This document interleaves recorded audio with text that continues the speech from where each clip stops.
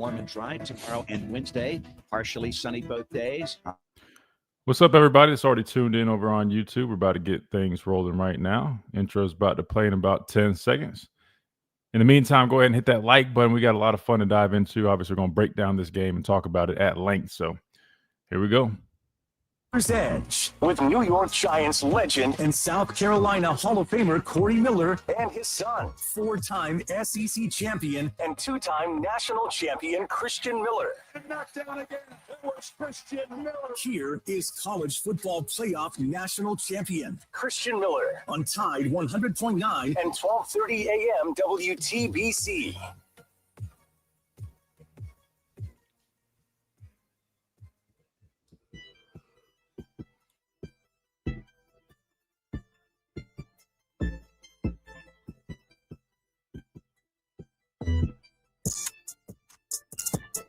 And welcome into this Monday edition of the Miller's Edge, Tide 100.9, 1230 WTBC. Hope everybody's doing well. I know you guys, obviously, majority of our listeners, probably, if not 95% plus, are Bama fans. I know everybody's doing well if you're a Bama fan. Let's just say that.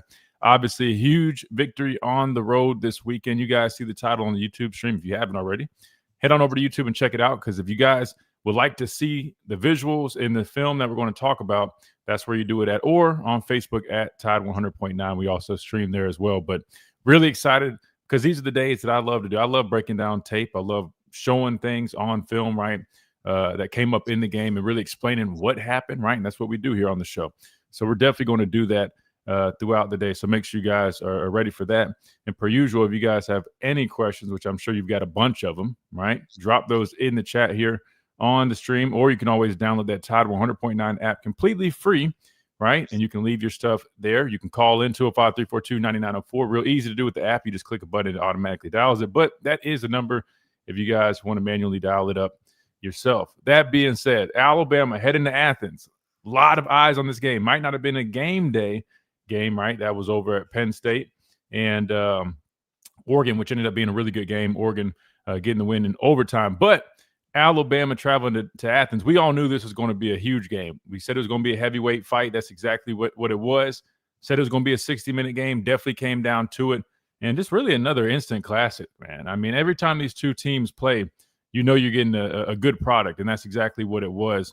But focusing on the winners, which is the Crimson Tide, man, we're going to talk a lot about it because, look, this team had been questioned a lot since week one, and they'd answered a lot of questions over the past several weeks, right?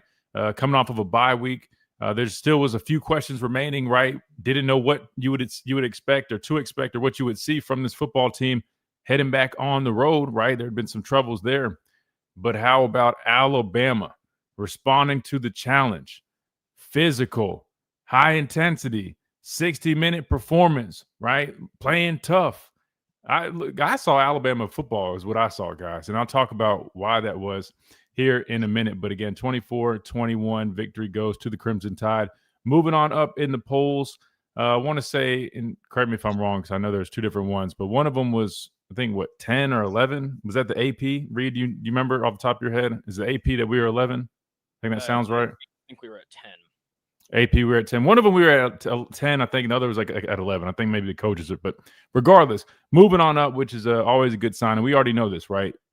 We control our own destiny.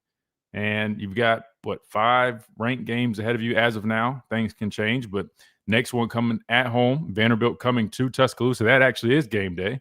And looking forward to it. Definitely going to be a really good football game. Excited. You know, it's crazy to say this, that Vanderbilt coming to Tuscaloosa is like a revenge game for us, but it is what it is. And, yeah, we'll definitely discuss that. But we're going to put a lot of attention on this game, breaking down this game. Right, because we got all week. Last week I got excited and jumped ahead, and we really just kept rerunning the same stuff, talking about Alabama, Georgia. So we might quick preview towards Vanderbilt. I know we got to get to the coaching press conferences coming up. Again, it is a Monday, so we will hear from the coordinators. We'll hear from head coach Kalen DeBoer. So I want to make sure we have plenty of time for that. But leading up to that, I'm definitely going to dive into my thoughts from this game. Would love to get y'all's thoughts from this game. The good, the bad, the ugly. Right. Might have been a few little ugly things in there that we can talk about for sure, but definitely a lot more good in this game than any of the bad or the ugly. So we'll definitely dive into that as well. Per usual, got to remind you about our friends over at the Good Feet Store, America's Arch Sport experts. Try before you buy, nothing to lose. Make sure you guys go head on over to the Good Feet Store now. Midtown Village is where you can find them right off of McFarland Boulevard. Walk-ins are welcome, or you can always schedule an appointment. Goodfeet.com is where they have more information. You can go to the website, find the nearest location. They are nationwide, so make sure you guys check them out. If you're like me, you're on your feet all day long, right? Dealing with hip pain, knee pain, back pain. These Arch Sports are clinically proven to eliminate and alleviate all types of pain. So make sure you guys check them out. Again, that is the Good Feet Store. Improving the quality of people's lives 2 feet at a time. All right, so you guys know where we're going today. We're going to break down this game. I'm going to put some tape up on the screen. We'll talk about that as well. And I definitely want to hear from you guys. Then we'll end up going to the coordinators here, what they have to say following the 24-21 victory over Georgia, previewing ahead to Vanderbilt. And then second hour, we'll definitely dive back into the tape some more, try to get y'all's thoughts. 205-342-9904 is the number. And then maybe towards the end, we'll preview a little bit of Vanderbilt. And that's what we got on schedule. So without further ado, let's go ahead and get our first timeout out the way, because when we come back, we're going to jump into this breakdown and analysis of this victory. Alabama hitting the road. And hey, look, I guess now that we've cleared the song from Pat, man, I guess we probably could let it run, man. The night delights went out in Georgia. They definitely went out and broke that 33-game winning streak that they had at home, man. Something about Alabama, man. I hate to just keep saying this. I know everybody's talking about it, but Georgia, man, they've got an Alabama problem. People were wondering if it was a Nick Saban problem. Well, I think that answer is clear. It's more of an Alabama problem. And it's something for us, too, when we play them. We always, same thing last year. We play at a whole nother level when we play these guys, man. Just got to find a way to keep that consistent throughout the course of the season. And I think this team will definitely be making a run towards the end of the year. But we got to be where our feet are, not jumping ahead, because we know what happened last year after we beat Georgia. So let's be patient. That being said, quick timeout. We come back. We break down this Crimson Tide victory over the Georgia Bulldogs right here on the Miller's Edge. Tide 100.9, 1230 WTBC. Quick timeout. We'll be right back.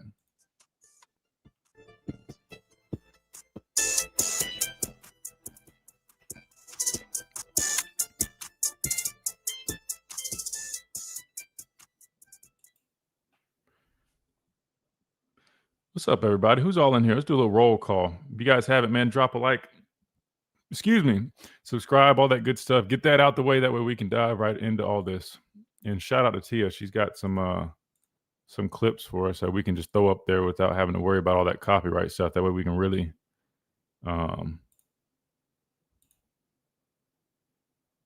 let's see, is this one? Yep.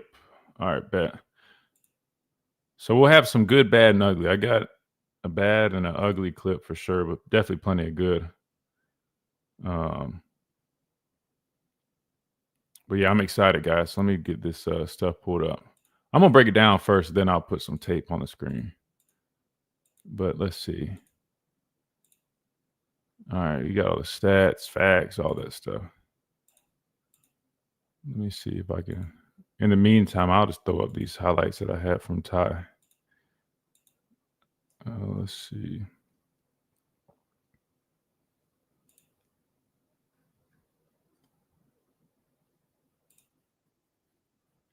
Let's see what Jake shared with us. Because things just go in one ear and out the other. Guys roll their eyes. Not when you win, not when you put them in a position to win. All eyes are locked on you. You can talk as long as you want to. He was 16 of 24 for 196 yards and 2 touchdowns just in the first half. To me, more than the numbers themselves, watching him operate was amazing from field level. Because I know that they crank those mics up on TV. I'm going to save that for when our radio listeners are back with us, too. We'll definitely dive into that. Man, I feel for Josh. So he's all over the place, man. He picked us to win the national championship game. Week 1 happened. Obviously, people are kind of questioning that. Now we're back on track. I feel like he's just kind of – we've had him in a limbo, man. Let's see. Let me go back to Twitter, though. I'm going to save that. Jake, I'm going to get back to that video. I appreciate you sharing that. Again, if you guys ever want to share any videos with us, we'll react to them on here. Just tag us in the videos on X at the Miller's Edge.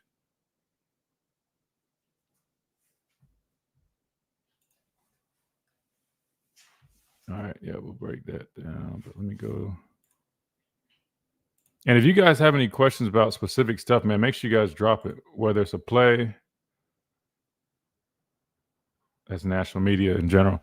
No, you're right, but I'm saying, like, I feel like matter of fact, you're 100% right, because I feel like there's been so much. Let me close this with the other side. A little too bright.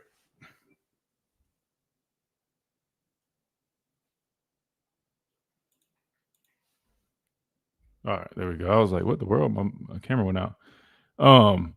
But you're 100% right. Everybody's, and it's crazy. Like, even Kirk Herbstreit, did you guys hear him on the TV copy at the end talking about Kalen DeBoer? Like, this is what you get out of Kalen DeBoer. He's like talking about him in these big games, which, to be fair, I mean, he does perform well in the big games. But the way he was glazing them as if like they weren't just bashing Alabama, hell, even including us, right? Rightfully so. The way we performed week 1, we did deserve it. But to be fair, I didn't write us off. I just said we needed to get that stuff cleaned up and do a lot of things better, which we've been doing. But it's just crazy how, like, the tides have literally turned, right? Went from everybody, like, saying Alabama's this and, like, not even really giving them a chance. And now everybody's glazing tie, this offense, Kalen DeBoer. But that's how it works.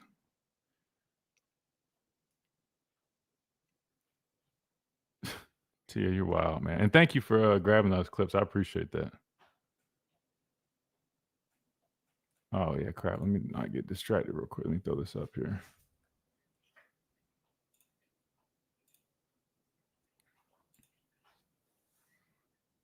We got to have that one, man. Got to have that one. I mean, that was, perfect. Because Georgia played a whole bunch of cover 2, not last night, Saturday night. They played a bunch of cover 2. The most impressive thing, really, in terms of the execution, other than outside, and I'm going to talk about this, and I don't feel like the not just the line, but even like the tight ends, backs, everybody in protection, I don't think they got enough credit because, like I told you guys, Georgia's going to throw a whole bunch at you, mix it up, and that's exactly what they did. I mean, think about how many different, pressures we. It's special radio. I mean, that's what they do. But we did such a good job executing in terms of picking it up. Because I'm telling you right now, if we had bad protection, there's a great chance that game doesn't look the way it looked. But the fact that Ty was able to sit back there, and I give him credit too. I know people were talking about, oh, but it's his pocket presence and awareness. Hell yeah, that too. I just meant in terms like we know he's getting all the I guess the credit right now, and rightfully so. But I just wanted to give the guys up front credit because I kept challenging them, right? Saying like it's going to run through them. We're going to play as good as they play. And the fact that I'll pull up their numbers, I think we allowed like maybe one pressure while seeing that much pressure and those blitzes from Coach Schumann and Kirby. That was really impressive to me. That I just feel like didn't get a lot of attention initially. I feel like the stats are coming out now that people were able to go back. But that was the first thing I noticed the whole time I was, watching the game. I was like, damn, man, we're picking up these pressures like great, bro. And I get it. I know that their front is not what it's been. They don't really have a premier edge guy. I understand all that, and they're going to be more challenged down the road. However, the fact that us as an inconsistent unit and with different guys rotating out, we're able to have that type of success, you got to tip your hat, man. You got to tip your hat. All right, here we go. We're about to come back. 87. I'm James Spann with the Alabama Weather Network on Tide I'll let this video play while I 100.9. talk, It's 83 degrees in Tuscaloosa. This is Miller's Edge on Tide 100.9.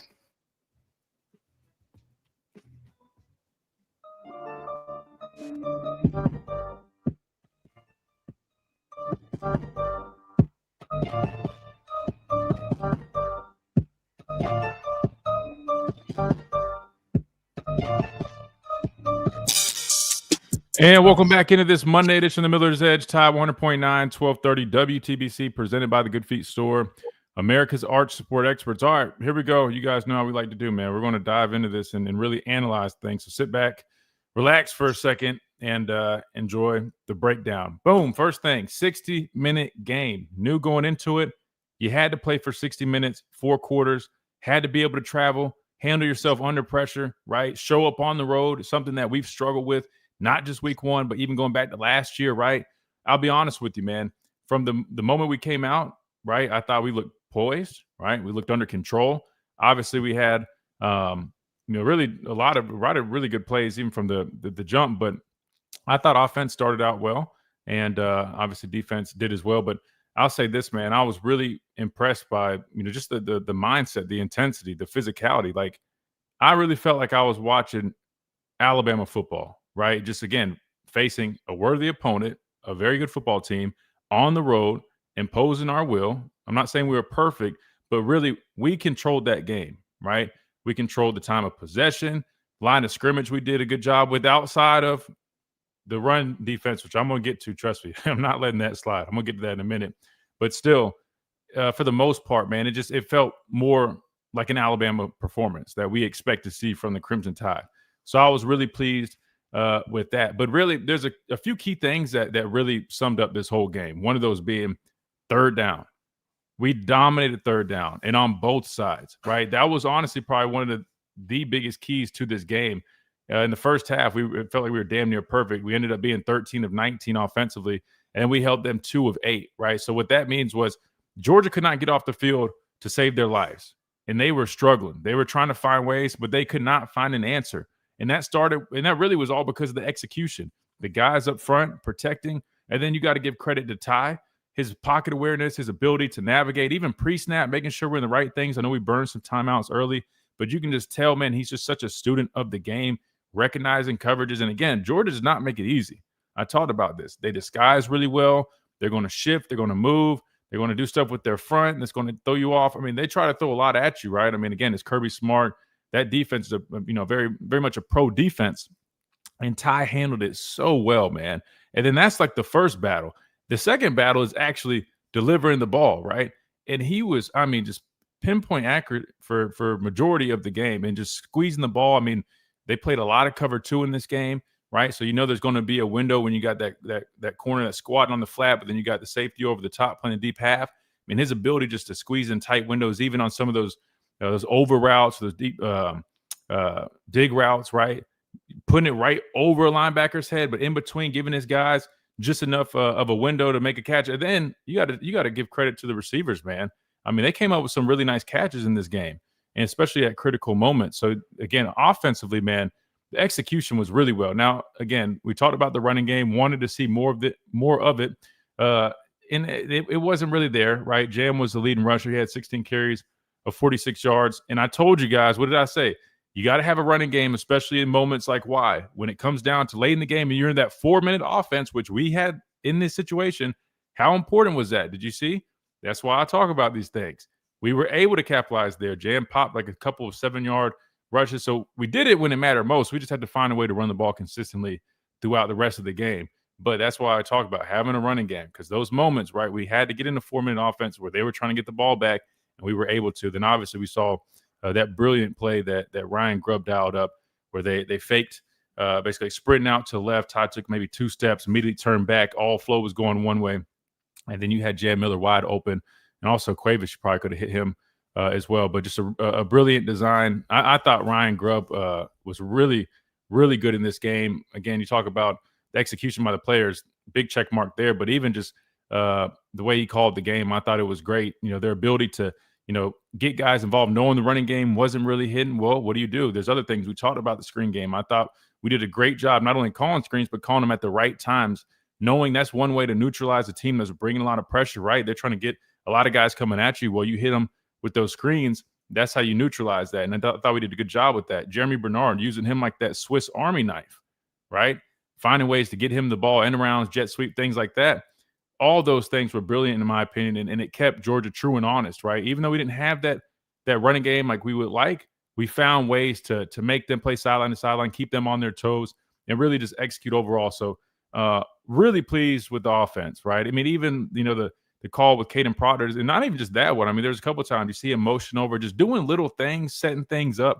I thought Grubb was phenomenal. And shout out to Proctor, man. That's every big man's dream. The only thing that would have been better is if he didn't step out and he would have scored a touchdown. But that was cool to see. So offense, man, definitely pleased with that. And I want to say, too, shout out to them for being very disciplined. That was the other thing I made note of. obviously going on the road, knowing it's going to be a hostile environment. I feel like we're great in terms of the penalties. I want to say, I think we only had a few of them, and they weren't really. I don't think it was too costly either. Where to go?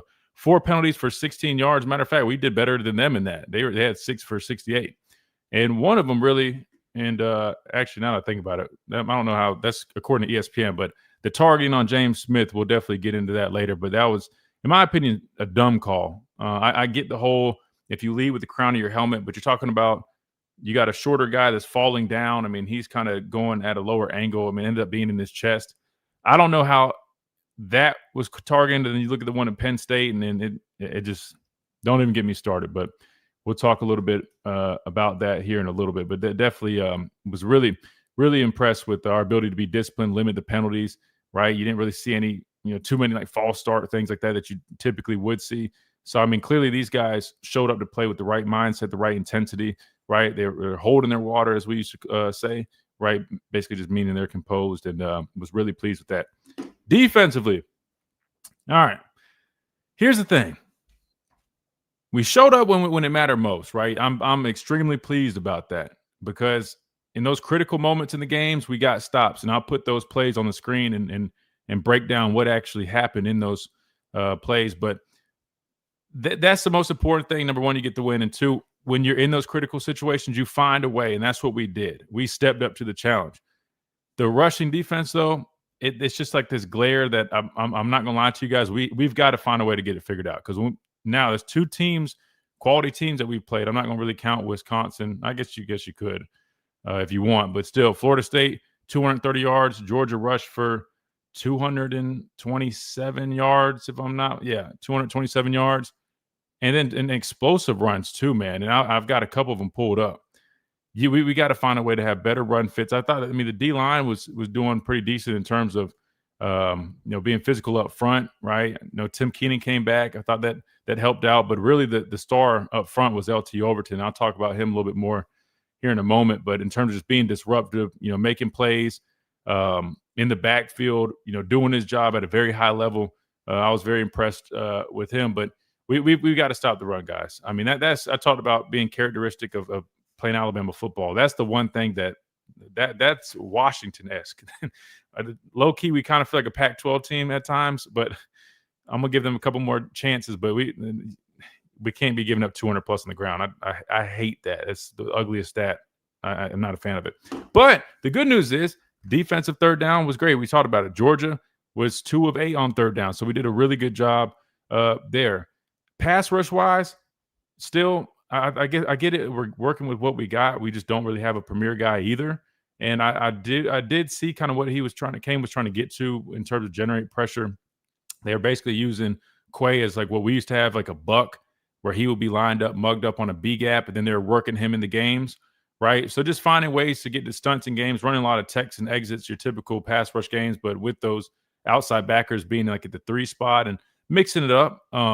But definitely I want to see that improve a little bit more down the stretch as well. But nonetheless, man, defense did their thing, especially in the second half. I mean, we didn't score any points offensively in the second half.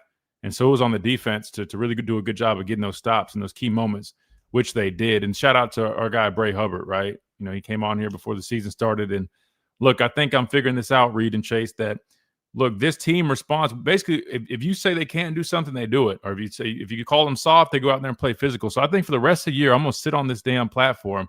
I'm going to call them soft. I'm going to say they can't play 60 minutes. I'm going to say they can't get off the field on third down. I'm going to say they can't stop the run. I'm going to say all that stuff they can't do. Because you look at Bray, man. I mean, Bray is all the noise from the media. I mean, it really did light a fire him. And he was, playing some good football, physical. Came up with that big forced fumble and a huge spot, gave us the football. I think we only got a field goal there, but still, we always call that a potential 10-point swing because that could have been 7 for them, but we ended up getting 3. So technically, it's a 10-point swing potentially. But definitely love the way Bray's playing right now. I thought 41 looked well. I mean, Edric Hill. There's some other guys that stepped up, but I think most notably that being the 2 in this game would definitely be Bray Hubbard and LT Overton. So with that being said, defensive grade, the fact that we stepped up when we needed to the most, especially in the second half, I mean, I'm happy with that. But the 230 rushing yards, man, that's got to be better. And I'll be honest with you. You'll see. So I got a couple plays here. I'll show you that were 2 explosive runs. You'll see the run fits, man. It really wasn't. One of it came. I'll just go ahead and tell you. One of it came when we were in the damn mugged look, right? And Tia has this play for us. I'll put it up here in a second. Where we're mugged up, the backers are backing up. The line, and we're running it it was basically like a field pressure, right? So we used to like a sting. So you got the Husky blitzing, everybody's on the line, right? So everybody's slanting to the right.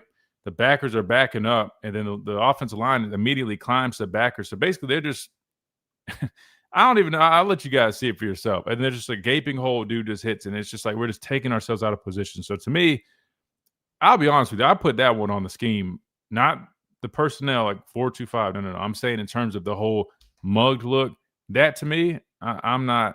Yeah, I do. We just we're trying to do too much. The other one came from another thing that I feel like we were doing too much.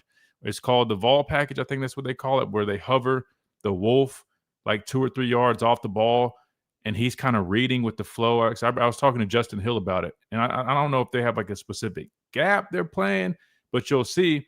Technically, if he is in that spot, he should have probably been the front side B gap player. He ends up just playing the flow of the football. Then there's just a wide open gap, and they hit for like a 20+ yard run as well. So really, those explosive runs, in my opinion, I feel like we keep seeing, at least in this game, from schematics, things that we're trying to do too much. And again, that's something you can clean up, but they keep going back to it. You've heard me kind of complain about this. I'm not a fan of some of that stuff, but anyway, I'll show those clips here on the screen. But I know we got to hit a timeout. But overall, I guess I'd to put a bow on it. The main points are dominant on third down, both offensively and defensively. I guess first and foremost, the fact that we even showed up and played physical, played intense, played for 60 minutes, right? Played poised, played with discipline was huge. Offensive line did their thing / tight ends and backs. Jan Miller had some really nice blitz pickups as well, keeping Ty clean. His awareness, his accuracy, just his total command. I mean, they were great defensively, man. You got to be better.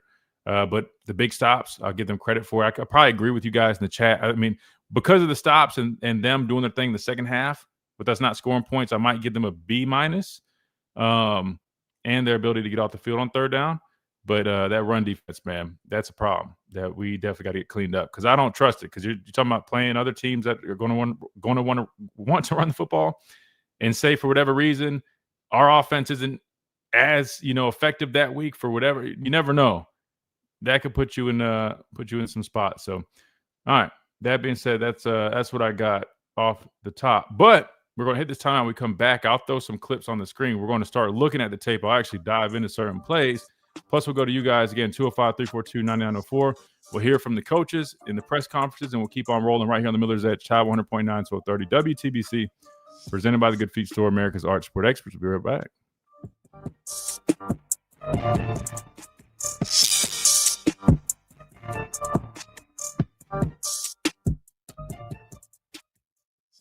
Do you have cracks or shout out Asphalt Restoration? That's whose ad that was.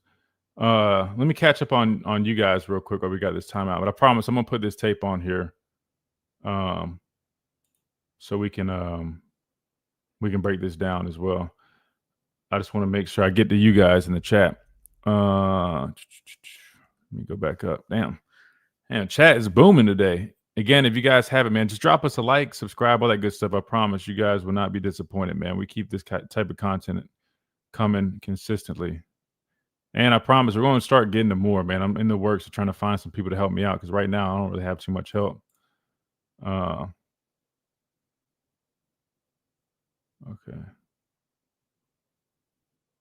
All right, good deal.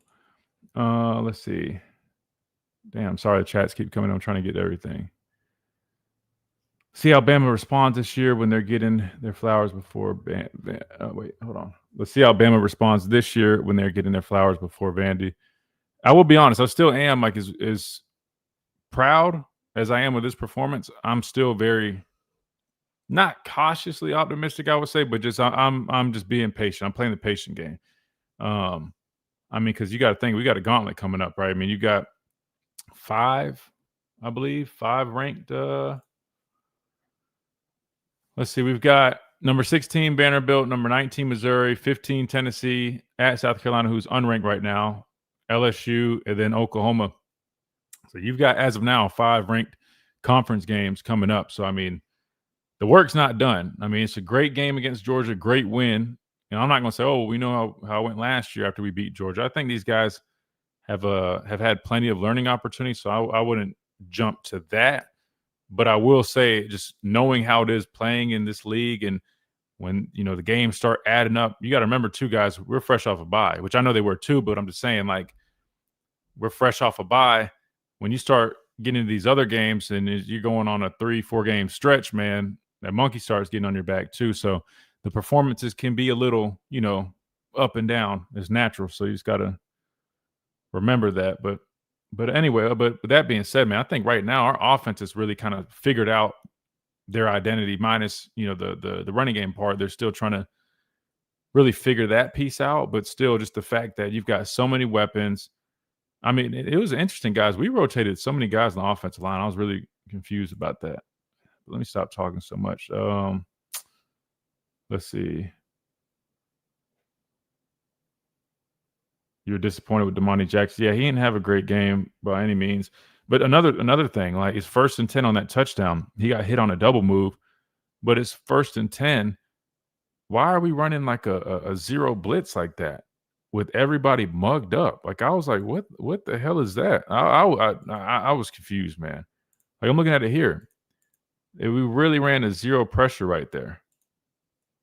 To me, I don't understand that. Unless they know something I don't. And that's why it seemed like Kane was like apologizing or something. I don't know. To me, I don't think that was a great call.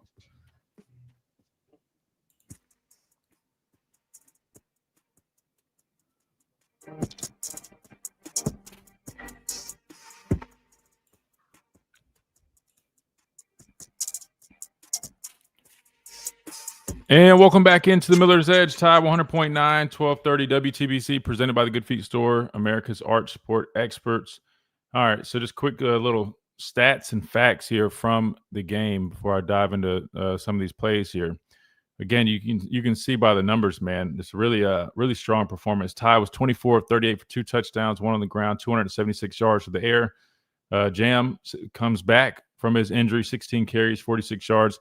But again, I mean, numbers aren't going to show everything. I thought he was very solid in pass pro. Then obviously just his leadership, man. I thought that was big. But Isaiah Horton, who a lot of people thought could be due for a big game, ended up having himself a touchdown, 5 receptions for 65 yards, leading the group. Edric Hill was credited with a half sack, which I thought he played well. Again, I think he's going to have to come along, especially talking about James Smith being out the first half of this next game against Vanderbilt. And also in injury news, we forgot to mention this earlier, Quay Russaw is expected to miss some time after suffering.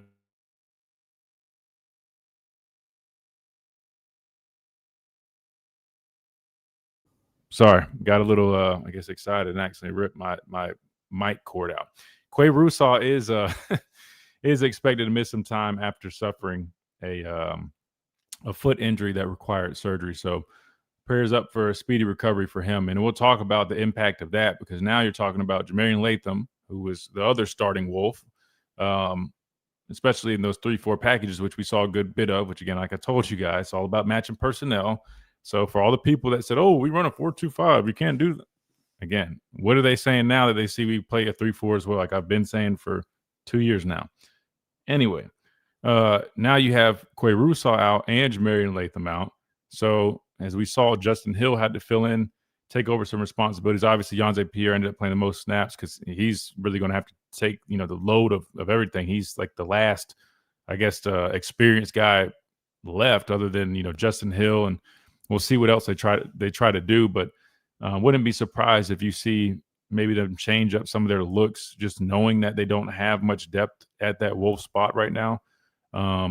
But I'm not going to lie to you. That does kind of concern me in terms of the long run, because you're going to have to rely on these young guys to really grow up quick. But the good news is it worked out at nose for a few weeks, and hopefully Justin Hill can have a similar, I guess, leap like we saw from Simmons, who stepped up at nose. But you see Bray Hubbard leading the team in tackles, plus coming up with that big forced fumble as well. So a lot of good stuff there in the game. All right, so in terms of a couple of clips, because we got a few minutes before we hit this timeout, I want to break down a couple of these running plays because I know we're talking about the rushing defense, right? So here you see it on the screen. Radio listeners, I'm going to break it down as good as I can.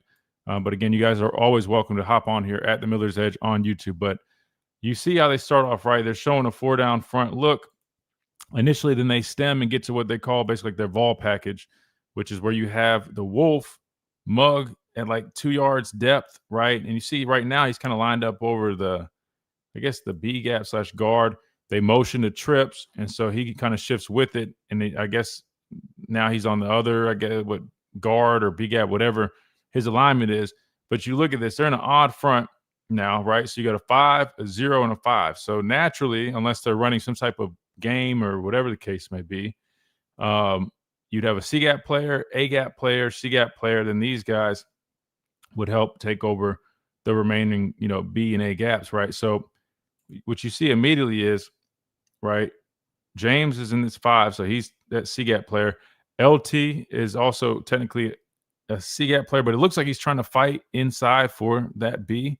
So maybe they have Justin, playing that apex. He's supposed to be in run support, come down. I'm not 100% sure, but I do know what ends up happening is you have nobody in this B gap because Quay Russaw, who was hovering over that gap initially, he's going with the flow of the football. So now you have two guys, again, like we see this all the time, like multiple guys in the same gap / is out of position. And that's exactly what happens. I mean, you just see this gaping hole. And luckily, Justin Jefferson, from that apex position, recognized it. And because sometimes what happens is guys with bad eyes, because even when you're in the apex like that, like his alignment right here, you're supposed to always read run first, right? Read your keys. Sometimes guys are hard-headed and they're just like, oh, I'm dropping. So they turn their eyes here and they see this screen taking place and they're too busy focused there. If he did that, Bray's eyes are over here as well. That's going for 6. This dude hits his head on the goalpost. Luckily, he played run first, which you're supposed to, even in the apex, but it still ends up going for damn near 30 yards or so, whatever the case may be. So I know T was wondering about what happened there. To me, that's a schematic thing, right? Because, again, you're doing this. You're not, I wouldn't say trying to be cute, but you're being fancy.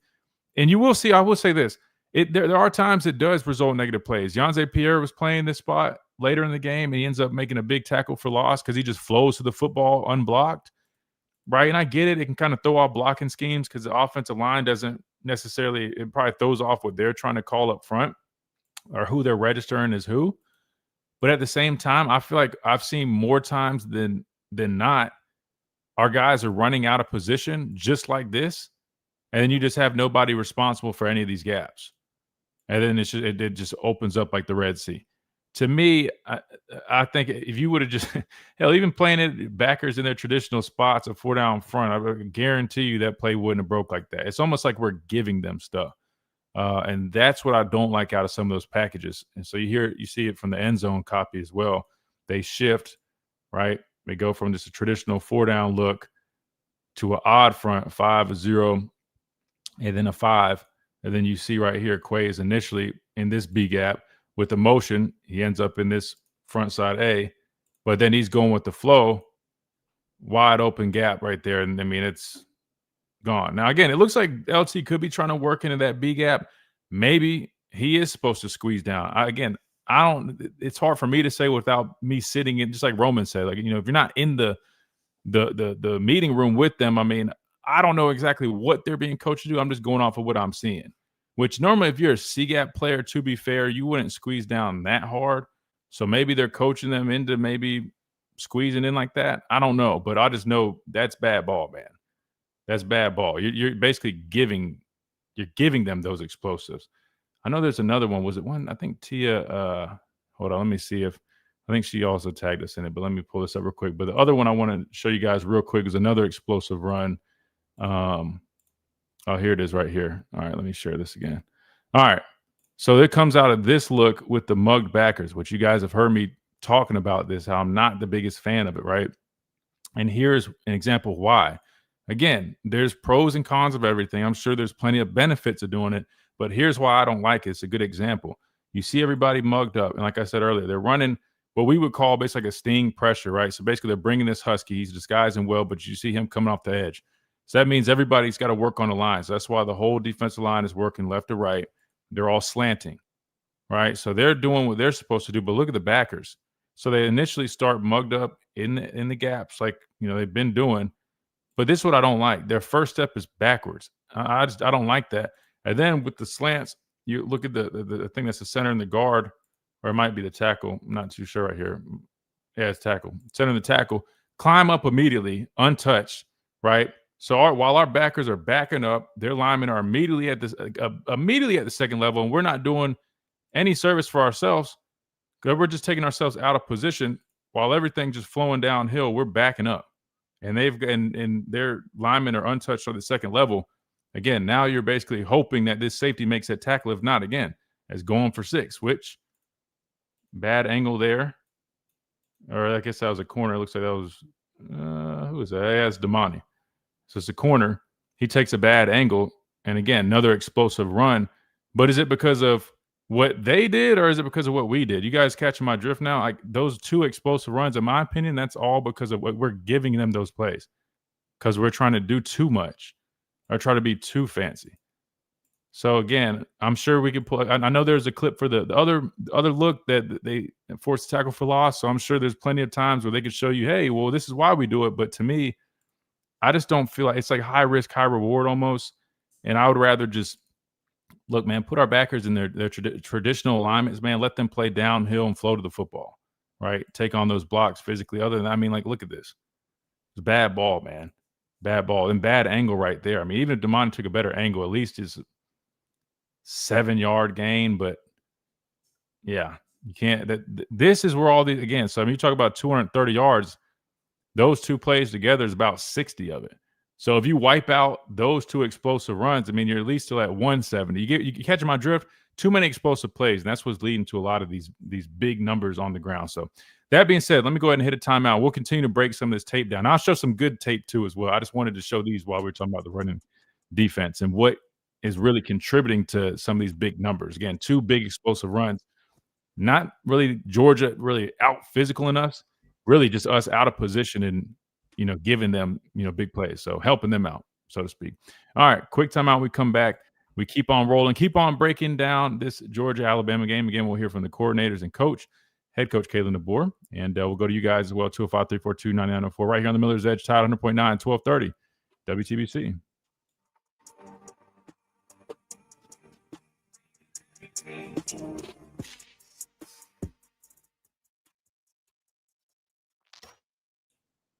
Even though the defense gave a bunch of yards, it still looked and felt like Bama. They played with an attitude overall.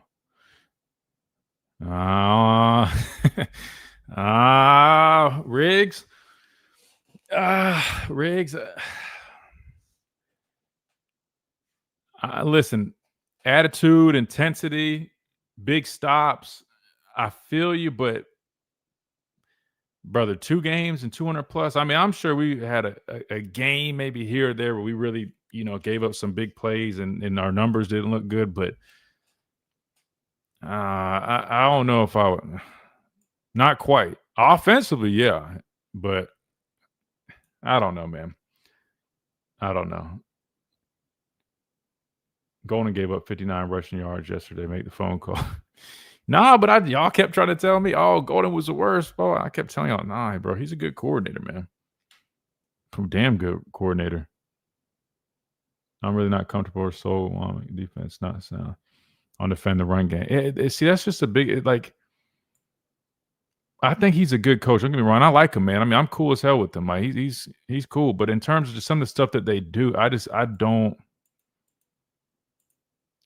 Just like again, like see that I don't. To me, I feel like it's just so much wasted movement. You get what I'm saying? Like, and I genuinely want to ask him. Like, maybe I'll just go up in for the media part. Literally, just ask him. Please walk me through, or I'll just ask him in private. I don't want to put him on the spot.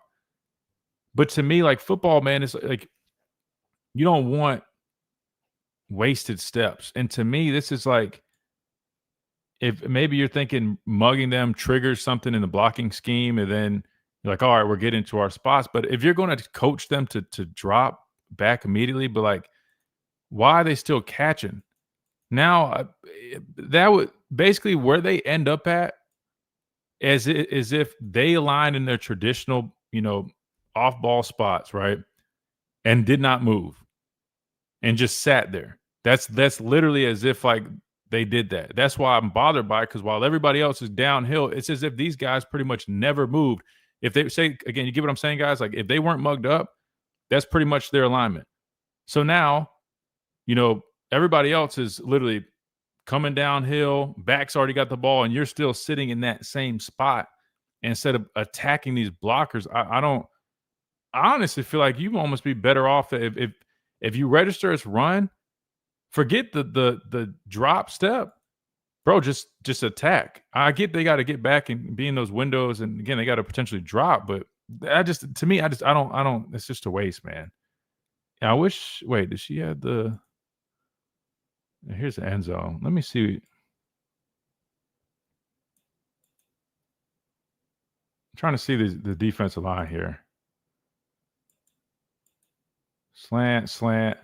So 41 should be in his beat. Like, so he should be attacking that dude ASAP. But see how he's just waiting? This is his gap. And then I'm confused on what Bray's doing. Oh, Bray's going with the 7. But then, see what I'm saying? He's just sitting there hanging out there. Brother, you see his run, bro.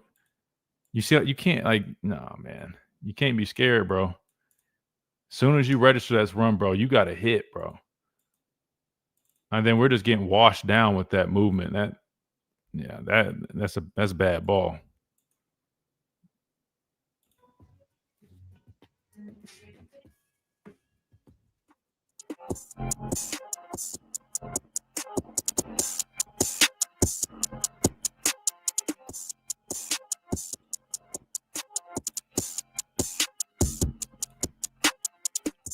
And welcome back into this. I don't know what we call this. I know we say Manic Monday, but it's not so manic, I guess. I mean, everybody's celebrating. So I would say maybe Marvelous Monday. I don't know. But we're doing a whole bunch of film breakdown right now. And I know we showed 2 bad plays. Again, we had to get the bad and the ugly out the way. But here, let's get to some good, though. And this is run defense. I know a lot of people, probably some Georgia fans, are like tagging us and trying to say, oh, well, he didn't. Technically, we got it. Let me explain this play, and I'm doing this real quick before we go to the phone lines because we wouldn't have enough time for you guys. So here's the deal. So this is a 3rd and 3. This is in the 4th quarter again. Georgia's got the football on our 10-yard line. They're trying to score, right, and take the lead for the first time in the game. I don't think they led at all, but they run what's called a quarterback GT counter. GT, that just means guard and tackle. Those are the guys that are pulling. Okay, so it's really just counter, right? Quarterback counter. Gunnar Stockton keeping the football, which I was surprised they didn't implement him more in the running game until later in the game, which actually was effective. I know it actually got them like a first down or so. Then really, I thought he had the first down, but from the TV copy, it looked like he got it, but then the angles, they never changed anything. And I guess they marked him short because of where he started giving himself up. They went tempo, and they didn't get it. I'll be honest. I know, and I'll explain why they went tempo, but I'll be honest. I think if they would have just maybe tried to get it reviewed, they might have had a shot at actually just getting the conversion by this play right here, but they didn't. We got to stop the next play, and that was probably one of the biggest moments in the football game because we didn't end up scoring after this, which, again, I get the philosophy still. It was different and probably would have been definitely different if they would have took the lead, but here we go. So what happens on this play, and why was I impressed with it? Well, I know everybody's trying to tell me, oh, well, look at this guy. Guys, I'm telling you the main piece that doesn't really get credited of what happens. Because when you play counter and you're on the edge like this, like LT, you hear me talk about this all the time. You're reading this apex, right? So he's seeing through the tackle, right, to the mesh. He's got to see all that. But you always know 9 times out of 10, when that tackle block's down, you've got somebody coming back, which in this case, it's the right guard and right tackle, right? His job is you got to close. And so what he does is he immediately sees it and he does close, but he doesn't just take one, he takes 2. And that's about about as clinic tape as you can get. And here's why. When you close physically like that, see what happens? He blows the play up. He blows that guard into this tackle right here, because normally this tackle would have kept on moving. What you see what would have happened was, which Tim does do a good job. Technically, Tim probably would have made that play right there by getting off that block, which is a really nice job. But you see how the tackle had no room and he trips up? If he didn't, look how this play would have played out. He would have gotten blocked by this tackle, and really that would have been probably 6, right? But because LT, it started with LT. Again, I get Tim and other people did good stuff, but LT really caused this by blowing up his guy into that tackle, getting him off balance, where Keon flies downhill, which again, he kind of did. I wouldn't say he whipped. I mean, that counts as a tackle, but technically, did he fall forward and get the first down? Yeah, but because of the rules, he starts giving himself up here. I'm pretty sure that's where they marked it and why they marked it like that. But in terms of the execution on that play, that was huge, because it did, in fact, set up a 4th and 1, which LT, again, and I'll pull that play up here in a minute, was responsible for that stop as well. So 2 plays back-to-back by LT Overton. Really thank him for this big stop in this red zone area that saved us from giving up points right there and having Georgia potentially either tie the game or score.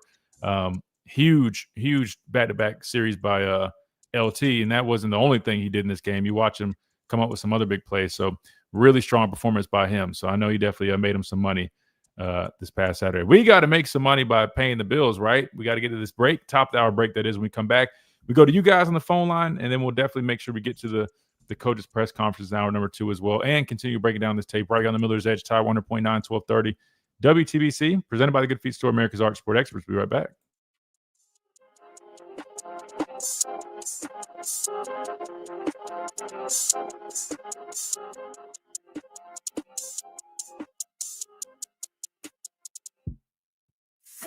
WTBC Tuscaloosa and W265CG Tuscaloosa, a Town Square media station.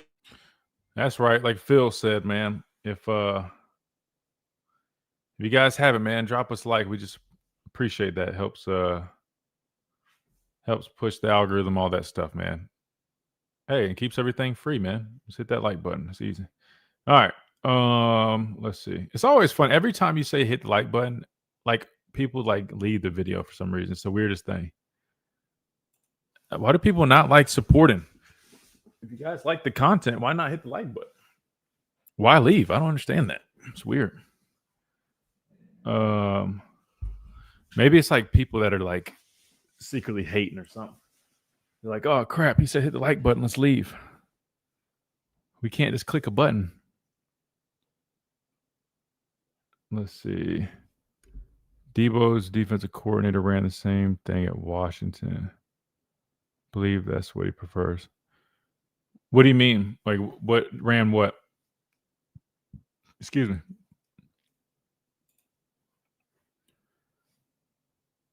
Yeah, I'm with you, Superfly. He says, beyond happy that we won this game, that Alabama's true Achilles heel has been consistency. These next few weeks will tell us everything. Yeah, I agree 100%. Especially knowing, like, again, you come off a bye. I mean, you're putting everything into this, right? I mean, we had 2 weeks to prepare for this game, just like they did, right? Not saying that's an excuse, but the next few games, some of these big games, right? You don't have all that. I mean, and you're talking about going week to week, and you see the injuries adding up, man. I mean, this game's tough. So definitely going to be a stretch, but I'm excited for it. And even a lot of people overlooking this next game, man. I think this is going to be a challenge. Talk about running the football and having a quarterback that can use his legs, right? It's going to be a challenge for us, but I'm excited for it. But their defense has been Vanderbilt's defense. I think it's kind of middle of the pack, but I feel like their secondary has been a little suspect. So looks like Ty and his gang of wideouts are looking to have another big day next weekend, probably. Love the show and your film breakdowns. Appreciate that, brother. Thank you so much, man. Ty's leadership showing up. Absolutely. I love the clip of him, getting everybody going. I'll be honest with you. I think he's a large part to why this team is kind of playing with that attitude. I think his leadership is really rubbing off. And I mean, other guys too, right? Tim Keenan, some of these other guys. But when it comes from the quarterback position like that, it definitely is infectious. at the end of the year, need to make a call to Schumann and Pruitt. I don't know, man. I don't know if you can convince Schumann to leave Georgia. To me, that's kind of like a lateral move. Plus, he's comfortable with all those guys over there. So I don't know. If we can get better, Vanny will wait. If we can get better, nah, I think we're on the right track.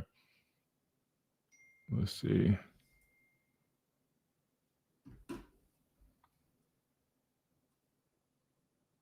Ask him about it today. I gotta do the show. I'm not up there. Son, 4-time SEC champion and 2-time national champion Christian Miller. Knocked down again. That was Christian Got to be able to run and stop the run. Absolutely, man. That's our biggest issue right now. Christian Miller on Tide 100.9 and 12:30 a.m. WTBC. If I missed any questions, guys, re-drop them in the chat. That way I can see them.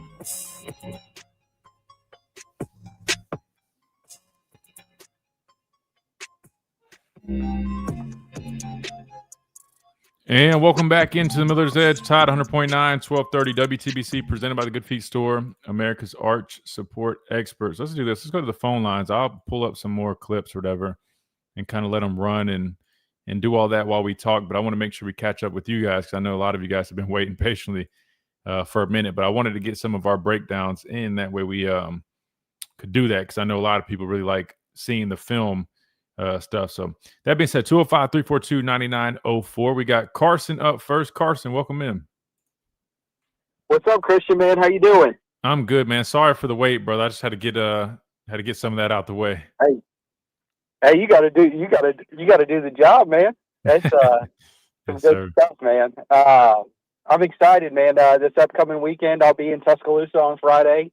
So me and my dad are driving up, so hopefully we'll get to link up a little bit. I'm going to try to come to the show on Friday. Oh yeah, and I'll keep you guys posted for sure because I gotta make sure we're all set to go. But if not, I'll find a way to link up with you guys. I know I got to meet Mike and his family, so we'll definitely we'll get something for sure. But I'll keep you posted on that. Cool, man. But dude, I'm excited, man. I really liked a lot of what I saw this Saturday.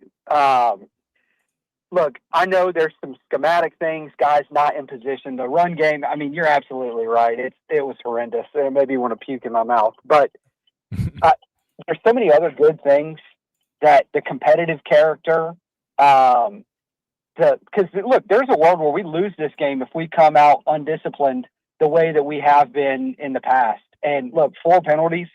I mean, just the third down calls. I mean, this was Ryan Grubb and Ty Simpson's Mona Lisa.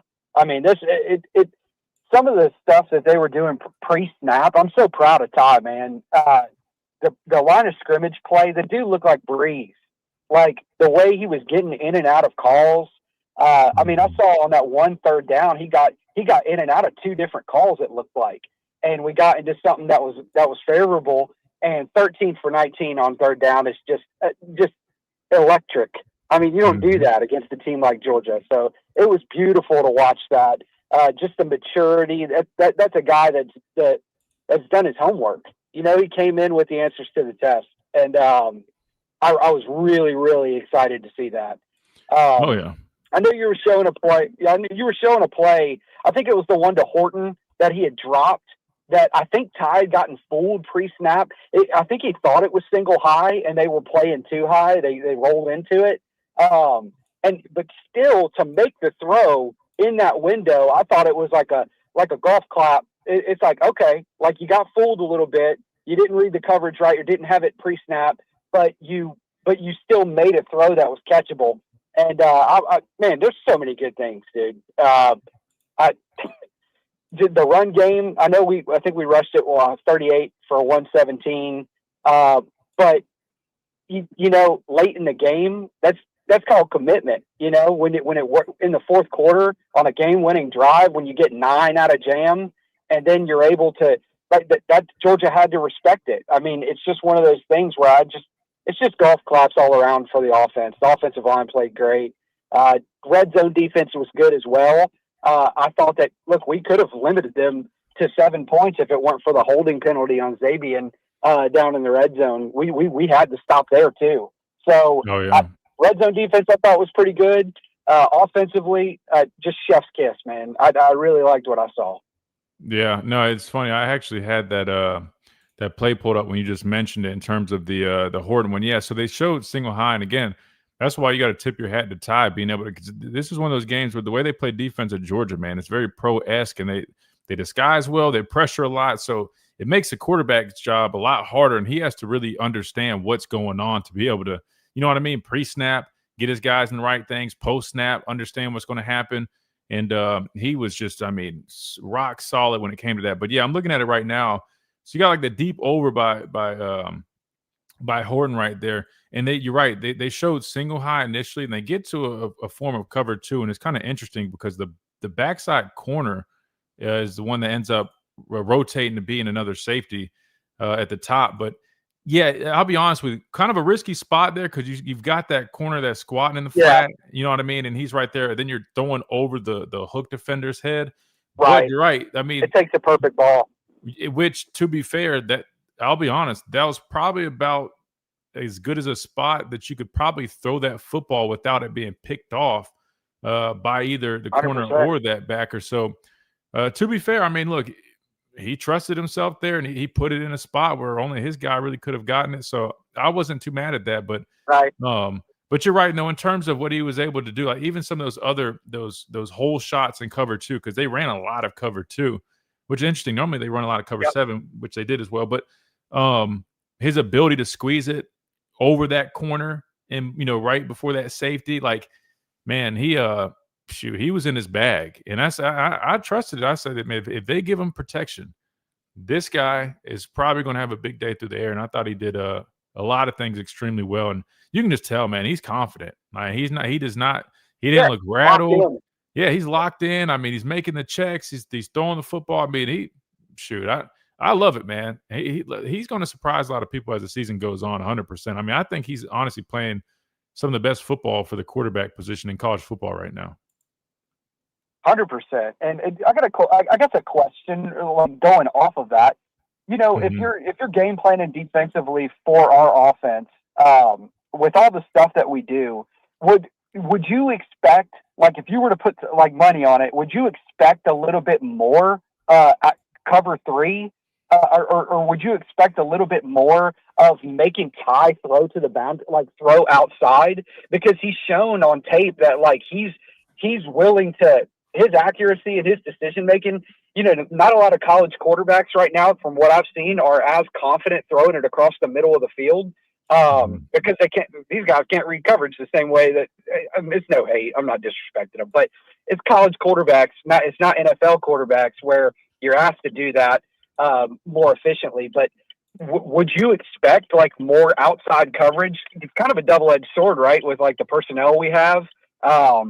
You don't want guys to beat you one-on-one outside because, especially with Jeremy and Ryan and Isaiah, all of those guys out there. But would you expect to see maybe more outside coverage in the future, or middle of the field coverage in the future, and making Ty make those outside throws compared to what Georgia tried to make them do? So that's a good question. I'll be honest with you, man. I feel like any type of coverage or defense you try to play against this offense, I don't think there's a perfect answer for anything. I mean, I'm looking at it now. I mean, there's another play. I mean, Georgia, they're showing that shell coverage, but they drop down, they get into man, right? I mean, they had good coverage on our guys, and on this play specifically, this was like 3rd and 8, I believe, where they hit is it Cuevas right across the middle. I mean, the coverage is really good right there. I mean, but Ty's ability to throw the football so accurately, man, I'll be honest with you, whether you're trying to play man, I mean, and that's Georgia, who you expect them to have guys that you hope could match up. I don't expect to see a whole bunch of man, knowing you've got guys like, Bernard, Ryan, Horton. In terms of, honestly, I think shell defense makes the most sense just because you're talking about trying to take away the deep shots and knowing you've got so much potential. So I'd probably expect to continue to see more shell coverage, honestly, just because, I mean, that allows you to take away the deeper parts of the field. But then you even saw that one deep ball that Ryan had dropped, that was a great job. So that was cover 2. You got 2 half players in the safeties, but no one got a reroute on Ryan. So he just ran, clean down the middle of the field. Yeah, And the safeties had no help. I mean, it was so really, I'll be honest with you, even in shell coverage, man, I think if you're going to play and try to defend the passing attack, I mean, number one, you're not going to be perfect. We've got too many options, but I think the best thing is underneath, man, you've got to have help. I would probably say a shell coverage, but you got to have guys rerouting. I think right now you're not seeing a whole bunch of that, and I think that would maybe give you a little bit of a chance. But I think really the biggest thing, Carson, is affecting the quarterback, man. I know I'm a little biased. Yeah, I'll be honest with you. right? Yeah. Well, I think your best bet to defend this offense that we have right now is you got to find a way to get home, because really, man, they've got so many ways to slice and dice you, and with the talent that we have, brother, I don't know. I mean, man, zone. I mean, Ty, his ability. Yeah, they good enough. You got to get to him. Yeah, I guess the biggest thing, to answer your question though, really shell coverage to take away the deep shots. But other than that, I mean, you got to be able to, to tackle everything underneath and make plays. But you saw even then, I mean, even them trying to, take away the underneath stuff. I mean, we still were just hitting them in every part of the field, man. So, yeah, good luck. Well, good luck defending it, bro. Yeah. I mean, but everything has its weaknesses, though. You know what I mean? Like, shell coverage, you take away the deep part of the field, but obviously underneath, you still, I mean, I still would worry that our guys are just better playmakers with the ball after. Cover 3, the seams, right, are a little point of a weakness there. So, I mean, it really just depends. I'll be honest with you, bro. Well, look, I won't take too much of your time, but I just want to give my kudos to Ryan Grubb, because of those screen dial-ups, man. Golly. It was old like Saints-esque, the way that those screens came out. And Georgia defended it better in the second half, but man, it just a golf clap all around for the offensive game plan. Super well executed. I was really impressed, and I think we got a lot to look forward to if we can keep on protecting Ty. I'm excited for what's to come. Oh, 1,000%. Now, I'll be honest with you, man. I mean, I think just even like their ability to get Jeremy Bernard the football. I mean, again, he was responsible for 5 carries, right? So, like, just even little stuff like that, man. I thought Ryan Grubb was great in this game. So, I agree, man. Shout out to him, man. Yeah. Great call right there. Carson, I appreciate you, man. Thanks for being patient, brother. Absolutely, man. Thank you for taking my call, and I'll hopefully see you this weekend. Yeah, sounds good, brother. See you then. Good deal. All right, man. All right, take care. All right, good deal. Let's hit another timeout to stay on schedule. When we come back, we'll keep on rolling. We'll rip some more phone calls, and then we'll hear from the coordinators and head coach Kalen Bohr. All right here in the Miller's Edge, Tide 100.9, 1230, WTBC.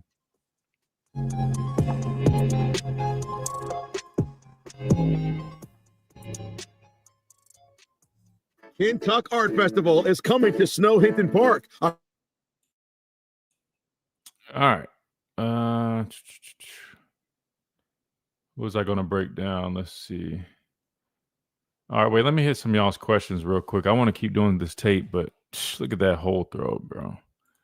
Ty was in his bag hole. Let me see what we had there. So they're playing cover 2 right here. Again, just a quick reminder, because I know sometimes I talk about coverages and lingo and stuff, and I just got to make it a little more simple. So remember, cover 2. So cover 1 is man coverage, single high, right? Single high safety, but man coverage. Cover 2 means you've got a shell coverage, 2 high safeties, and then the corners are flat players, right? So that's why we know this is cover 2. You see the corners technique here, right? He's playing the flat. He's playing the flat. And you've got, they're called half players because he's responsible for this half, and he's responsible for this half. That play with Ryan running downfield, the reason I was saying that was a cover 2 beater was because literally the deep middle part of the field is tough, especially if these guys are having things they got to defend. Because remember, the corners are staying a little bit more shallow. Now, you're supposed to, as a corner, sink underneath and then break deep to short. But still, that's why you saw a couple plays us hit these windows, right? Those are those cover 2 windows. And then in the deep part, right? And that's the best way to help a safety out, because Coach Saban used to chew our ass out as outside linebackers when we were in coverage in cover 2. is that we have to help these guys out and reroute. The backers, you have to be physical with those guys up front. That way you slow them down, right? You get them off their route a little bit. If not, you got a guy, Ryan Williams, running Scott ass free down the middle of the field. These guys, they don't have a chance, right? But another cover 2 look by Georgia. You see the post right here, just literally, and great job by Brooks too. You see how he slows it down? Say he starts sitting down just a little bit because he sees that defender right there. I mean, like, that's great awareness by him right there. You see that little, just enough. Because if he keeps going right here, Ty doesn't have that window. That backer's sitting right there, right? And so great throw, great catch, and took a hit right there too. But you'll see it from this angle. See him slow down just a little bit to keep that window open as much as possible without that backer right there. See what they're in right here. Oh crap! Hold on. Let me get these comments. Sorry. What's your thoughts on the running game? I noticed they shuffled the O-line a lot, which told me we have depth and people we trust. They're just trying new combos and jammies to get in game shape. My thoughts are this, man. I think we just got to find better ways. We got to get guys to get more push, but also just execute, right? Whether that's the timing of the combo blocks, climbing up, right? Getting more initial push. I think it's all fundamental based and technique based and execution. I don't think it's like, we lack the guys to do it. So those are my thoughts. It's something that's definitely correctable. I just hope we keep working at it. But the good news is we've seen that Ryan Grubb will do other things, the extensions, jet sweeps, screens, all that stuff to kind of help mix it up as well, though.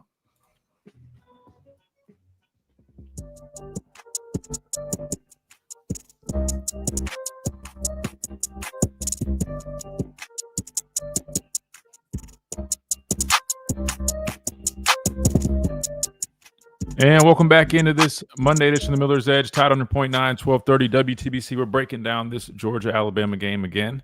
I know we won the game, but Monday we're in the film room, right? So we're breaking it down. Tomorrow we'll start moving ahead a little bit more, turning our attention to Vanderbilt. But let's, hey, Reed, let's do this. I know we got some app messages, and we hadn't been getting to those as much. So let's do that real quick. Let's hit some app messages, and then we'll go back to the phone lines, and we'll keep breaking the tape down. Okay, so the first one is from Chris in Tuscaloosa. He said, "Hey, Christian, tell me why our coaching staff is telling Holly Rowe that Proctor has been getting some throws at practice. Who else did she tell? Tighten it up." Chris from T-Town. So I don't know if the staff necessarily told her that, but I do know, like, whoever's calling the game, especially bigger games, they'll come into town early and they'll visit practice. But normally it's both teams, right? Because to do their job, they have to have, like the storylines, the backgrounds, all that stuff. They do meet with the coaches. But their job, with their job, they also understand they can't go say, oh, well, we saw this at this practice and go talk to that staff.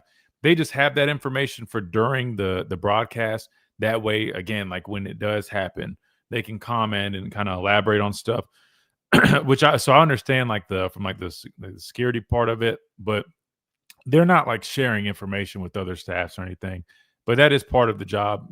Our media department allows SEC or ABC, whoever is in charge of doing the cast that week, to come to practice. That way they kind of have the storylines of, we saw in practice. You guys know how it goes. Oh, we saw in practice this guy working here and wanted to get him more opportunities at this spot, stuff like that. So, but I do understand the concern, Chris, but you just got to trust that those professionals, they wouldn't, share information, which they don't do. They understand that's a big deal if they ever did something like that.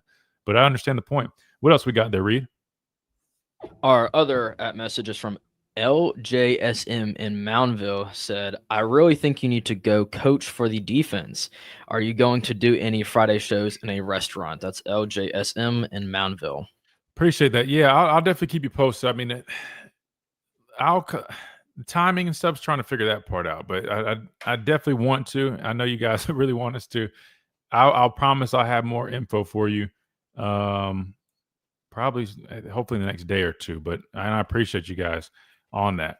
The other part, though, in terms of coaching, I'll be honest, man. The time, I guess, demands of it is too much. I would love. Listen, if they want to hire me as like what do you call it? Some type of analyst where I just kind of just offer feedback and stuff. And I'm not saying I know more than these coaches. Again, I just know what I know from my playing experience. I'll never. They get paid a lot of money to do that job, and I respect all coaches, even if things don't look great on tape. They have rhymes and reasons for everything. But like I said, I can't do the 6:30 in the morning to 9 o'clock at night, man. I just couldn't do it. But I would love to help out in some form of capacity. You guys want to email Greg Burns, say, hey man, get Christian to be some type of I don't know, pass rush specialist, or I mean, like, to be fair, like, I'm up there a lot. I mean, if I wanted just to go talk to guys and stuff, like, I can always do that, but who knows? But anyway, yeah, I don't know. Maybe one day, but as of right now, nah, I'll be y'all's coach, just breaking down tape for you guys, because I know you guys enjoy that, and I appreciate you guys, and I enjoy hanging out with y'all. So, all right, so good deal. So those are app messages, by the way, for you guys wondering. You can do that through the app. You can download that Tide 100.9 app and leave them there. That being said, we definitely should probably catch up on the phone lines. Who is next, though? Is Tommy still with us, Reed? Is he still there? I believe so, yeah. All right, let's get Tommy on here, and I'll let these plays roll, and I'll keep commenting on them. But Tommy, you still with us? Still got you? Yeah, man, I'm here. I'm sorry, Can you brother. hear me? Yeah, we got you. Sorry, it's just one of those days. We got a lot of stuff we got to get to, so I apologize. Oh, no problem. You can call this day Victory Monday instead of Manic Monday. It's Victory Monday No, because we beat Georgia. Absolutely. So, Did anybody get the score prediction right? 24-21 is a pretty generic score, man. I don't think any. Did anybody? no, Get it right? my score was silly. I was going to say Alabama 35-34. We were going to stop them on a 2-point conversion at the end of the game. That was my pick, but no, I'm happy we won. I don't care. Hey man, I'll say this, man. I mean, look, a win's a win, man. It's all good. I was wrong. I was close to you. I said 35-31. So, hey, we both were off, but a win is a win. What'd you think of the game, Tommy? I think it was great. I mean, yeah, we gave up too many big plays, but when we had to, we made them play on defense. And offense, we made plays when we had to. I know people still fussing about the run game, but with Jam middle back, throwing the screen and the flat, that's going to open our offense more. And it's going to give other team defense something else to worry about. Gradually, the running game is going to pick up. Mm-hmm. Perfect example. Penn State rushed for nearly 300 yards on Oregon and lost the ball game. Most of them. And the Big Ten Championship has tried it not. So, do what you got to do to win. That's right. Do what you got to do to win, man. A win is a win. We always say that, man. Can't be mad at it. But we do just have to always go back, turn the tape on, and see what we can learn from it. And that's what we're doing. And you're right. To be fair, I don't think the way our offense is built, I don't believe we need to have, as much as I want to establish that running game, I don't think we have to be, I don't think that has to be like our whole identity. When you have a quarterback that's cerebral, accurate, takes command, and can deliver all the throws you need, I totally get it. Just like Roman Harper said on our show last week. I mean, he was spot on. I mean, like, lean into your strengths. Do what you do best, right? So I'm not saying it has to be everything, but even for like moments, like I said, it will come up in 4-minute offense. Just the ability to know, hey, man, we can get those yards when we need them. That's big. Imagine if, we didn't run the football effectively in that 4-minute spot. We're forced to punt the ball. They get the football back.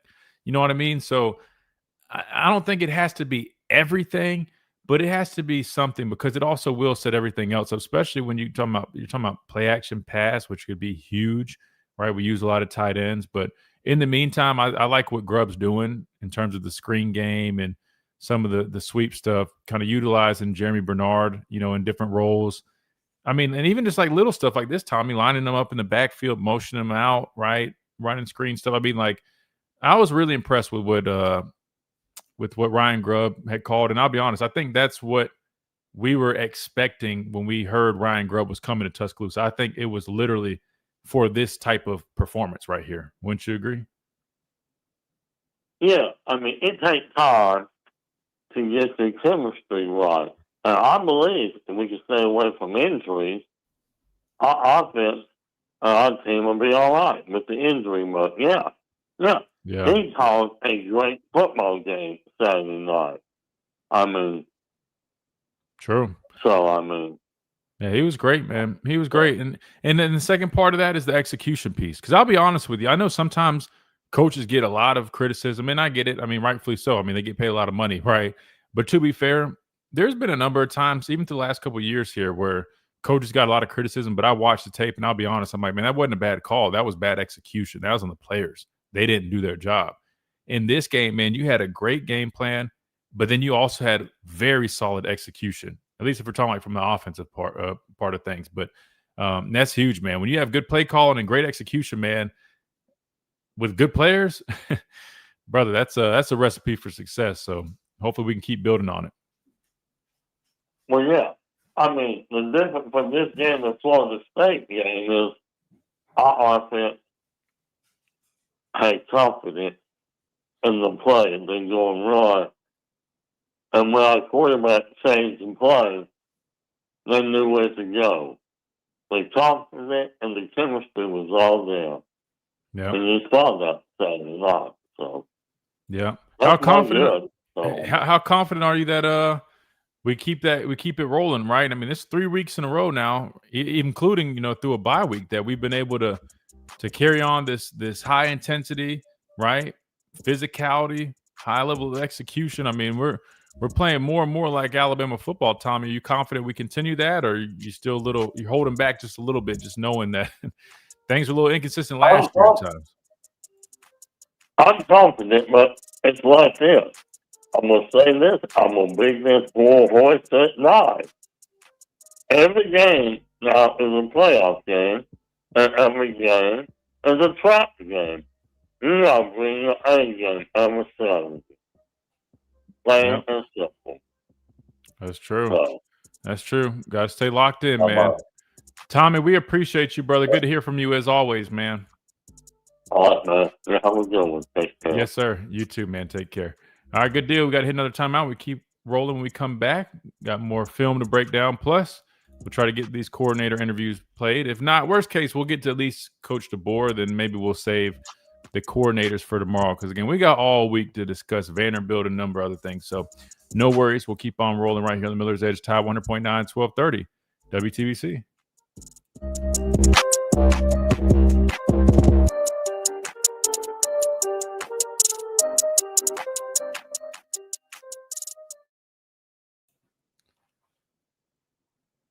So basically, Tia, is what I was saying was it's just really just trying to get the line protection kind of thrown off, which I understand, to an extent, right? But at the same time, if you feel that it keeps kind of getting your guys caught lacking in certain positions, right? I just would say screw it. You know what I mean? Especially when, we've got good players. You know what I mean? Like, me personally, I wouldn't keep doing it. I just don't like it. But that's just me. I mean, again, everybody's welcome to run whatever, but I'm not a fan of it personally. Just not a huge fan of it, man. But no, I get it though. I mean, because again, because offensive line protection, right? I mean, they're identifying the mic, they're understanding like, all right, they call things for different looks, Yeah, I just prefer just lining up and playing in terms of like, look, man, put your backers in their alignments and let them play downhill. You know what I mean? Like, forget if it's some of this protection thing or like, to me, like that's stuff you do when you're an inferior opponent and you're just trying to get away with, you know what I mean? Like trying to force certain things, maybe because you're not as confident in your personnel. To be fair, I mean, we are missing some guys due to injuries, which that definitely could be an issue. Moving forward, though, without our two starting Wolves, which Janze kind of was taking over for Jamarian before he got hurt, but Still, though, I mean, we don't have much depth there right now. What are they playing right here?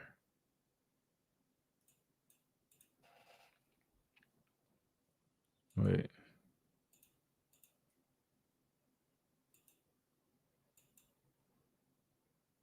I think they're playing some form. I think this looks like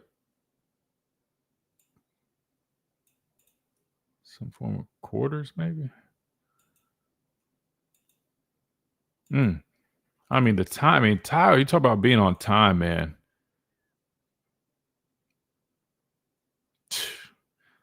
He was dicing them, man. They had no answer. I already know Kirby and Schumann were just stressed trying to find out some answer to get off the field on third down. They just couldn't find a way. They couldn't get pressure. I mean, look at these dudes. Tired. I'm not gonna lie to you, man. I don't know if they just were tired or beat up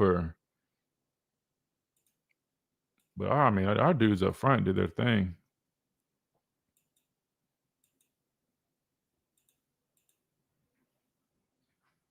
Oh, let me pull this up to the stat real quick. Give the big guy some more love. Let me see. Where'd it go? Title Towel says, good, the win, the bad. Ty Simpson, because he's a bad man. Ugly not being able to secure the edge, taking bad angles. Wait. Oh, let me see. So let's give out some superlatives or whatever. What's the word? I forgot what it's called. Oh, damn, we're already back.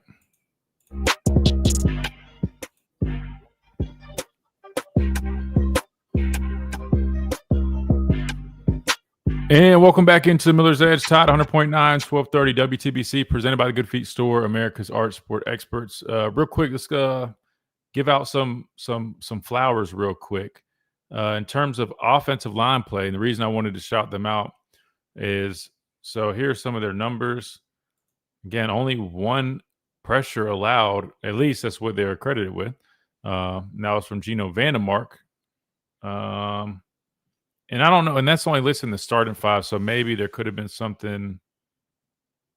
Because remember, you also had other guys. I mean, Will Sanders had 26 snaps. Michael Carroll had 25. Jaden Roberts had 7. But still, man, really nice performance. But one pressure, one hit, one penalty from Gino Vandemark. Everybody else was clean, which, again, I want to give some major props to Wilkin Formby, right? A guy who he's caught a lot of criticism. And to be fair, I mean, he hadn't been playing his best ball, but in this game alone, man, I think he actually graded out the highest, according to PFF. Take that for what it's worth. But he had a 93.2 pass block grade against Georgia, and that was first among all offensive linemen from week 5, I think nationally. So, look, man, we're going to tell the truth on this show. We're going to be honest. We're going to give our analysis and breakdown. Sometimes it's not, I'm not going to say the nicest. I try to be respectful with it, but you get what I'm saying. Sometimes it's going to be a little critical, right? Rightfully so, but we're also going to give respect where respect is due. And shout out to Wilkin Formby, man, having a really strong performance. And it was interesting, guys, too, speaking of offensive line, a lot of movement that they actually he lined up at guard with Michael Carroll at right tackle a couple of times. Like I mentioned, Will Sanders getting some action in there. So while I'm not always a fan of rotating offensive linemen, it's interesting they said, Ryan Grubb said they didn't, I think Kalen DeBoer had mentioned they didn't anticipate doing a bunch of that. I mean, it worked just fine for them against Georgia, and I think it's getting guys a lot of experience where hopefully you do secure more of a solid unit. You're not doing that as much, but the good news is, talk about experience for the rest of this year, for injuries if those come up or for whatever reason, you got a lot of guys with valuable experience. I mean, these guys got reps against Georgia on the road. That's huge. And then even just jumping ahead, think about next year. I think you're setting yourself up really well. Similar, it reminds me of what we did with the DBs last year and why we have such good young talent, because a lot of young guys played last year. Now they've got another year under their belt. I can see offensive line taking that next step next year where you're not as concerned about that because so many guys got valuable experience. And Carson, you're right. Defense lineman still hasn't recorded a sack for Georgia. With that being said, I do respect that stat 100%, but I also take it into consideration. I understand that and understand we're probably going to face some other fronts that are definitely more active and much better, right? I mean, I think like Tennessee, they've got some juice. They got some ability. LSU has been pretty solid. But I will say this, though, the fact that Georgia, even though they might not have those premier guys up front, they still ran a lot of pressures and blitzes. And the fact that we were able to execute that and keep, Ty pretty damn clean the whole game, you still got to recognize that part. So while they might not have had the dudes, they still were bringing a lot of pressure from the backers who have had sacks. Georgia's linebackers, their D linemen might not have recorded them, but they have, backers from bringing pressures, and even the one guy, I think Cole, that they line up on the edge. Those guys have been responsible for sacks, and I think they might have been credited with one, but I don't think it was like a traditional sack. I can't remember what the play was, but maybe did we try to do a double pass with Jeremy Bernard? I think that was the only time they were credited with the sack. So, all right. That being said, do we still have somebody else on the phone line? I think we do have some more. I don't want to leave you guys hanging on the phone lines. Let's go back to the phone lines. We got Pat up next. Pat, welcome in. Hey, man. What's up, how you Pat? doing? Are you having a good afternoon? Can you hear me? I'm great, brother. How are you? I'm doing wonderful. I got a couple of questions. Where was Bray Hubbard the last 2 or 3 ball games compared to what he was against Georgia? Oh, my Lord. What a fine performance by Bray Hubbard. He finally looked like Mr. Football his junior and senior year of high school.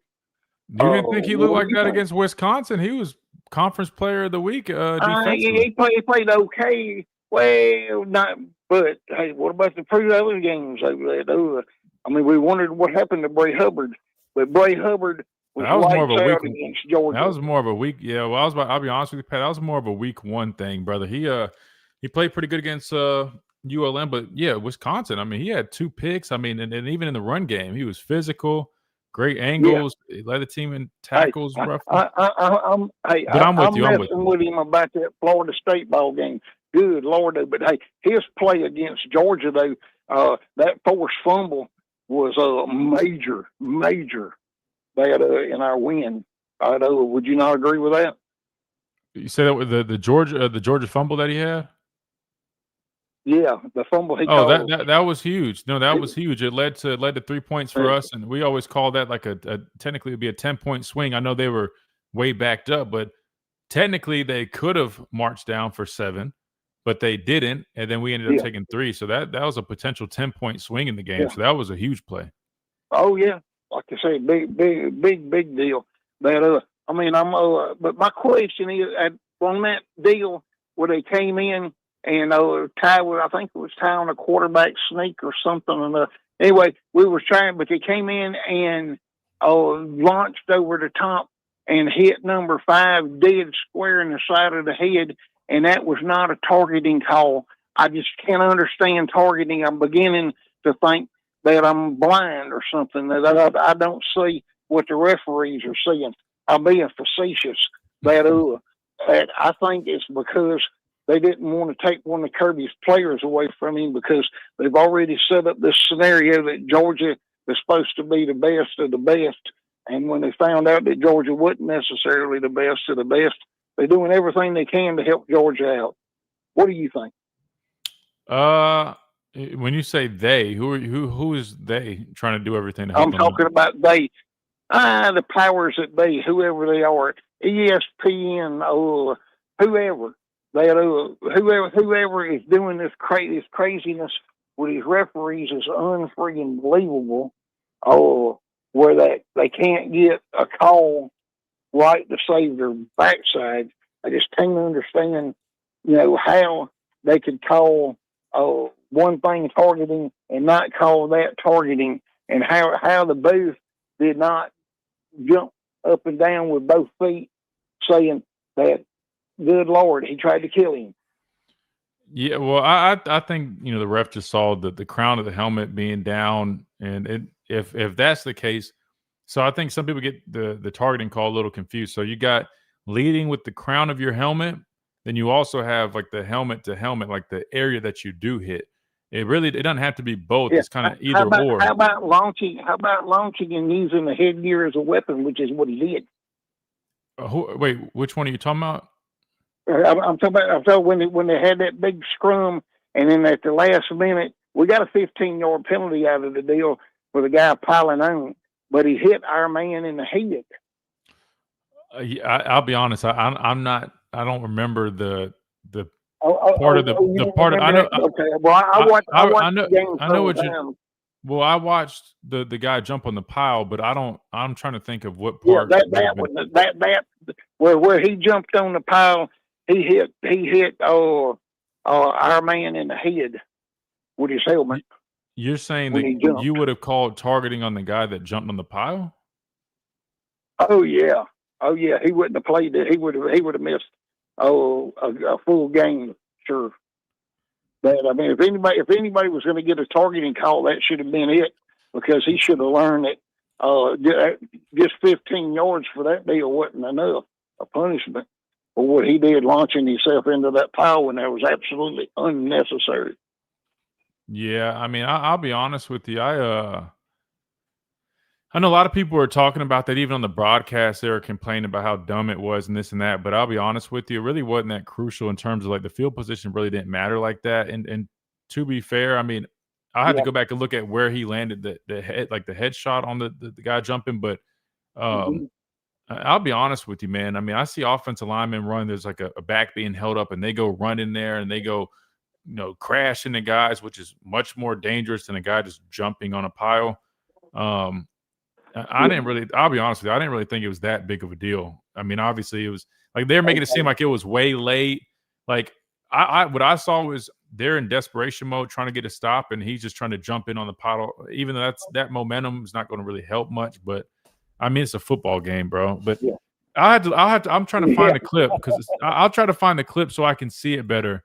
Because I'll be honest with you, I didn't realize he hit somebody on the head. Just study on it before the end of just study on it.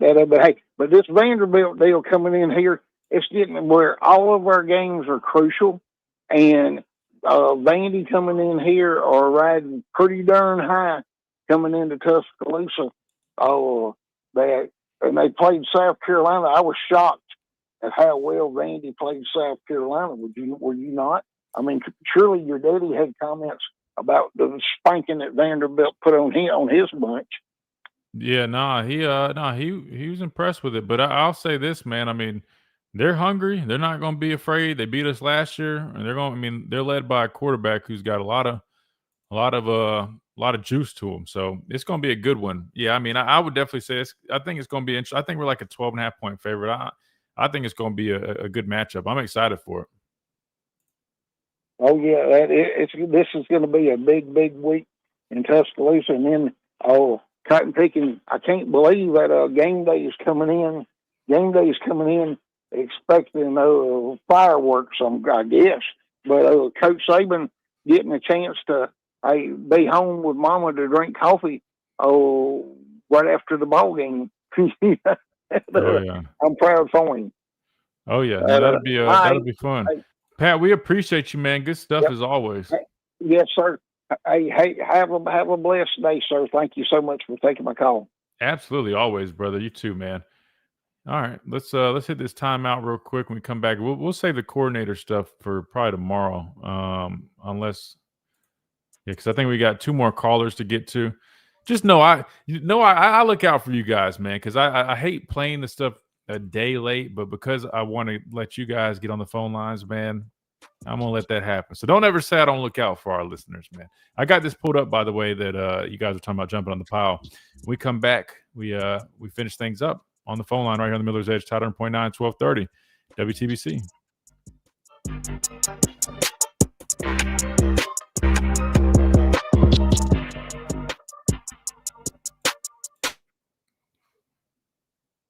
All right. To be fair, I definitely could see how this could be targeted. I didn't realize he hit him on the head like that. But wait, hold on. He hit Jeremy Bernard, though. That's not the ball carrier. I mean, I guess that still could be targeting, but I mean, it definitely was unintentional. I was saying more so. I didn't even realize that part. Let me see if you can hear the whistle. Oh, I'm tripping. They're probably going to mark this as damn copyrighted. Who cares?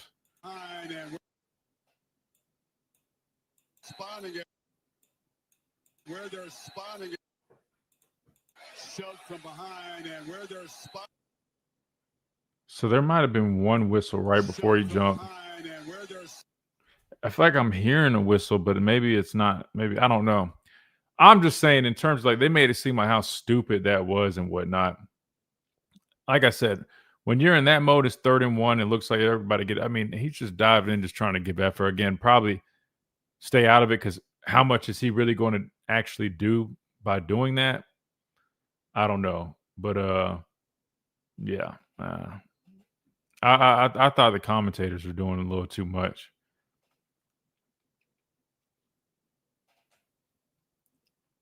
Where's Keely been? Heard a lot about him in preseason. Haven't seen him much.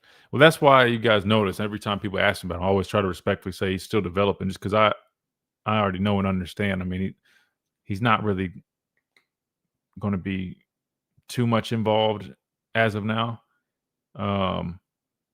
But I think other people, they see him getting coached up at practice and whatever, and they just expect, since he was a highly rated recruit, that, oh, he's going to do this. But I mean, when you got LT Overton, you got other guys, Jordan Renaud in front of him that are still just people just have to understand, you don't.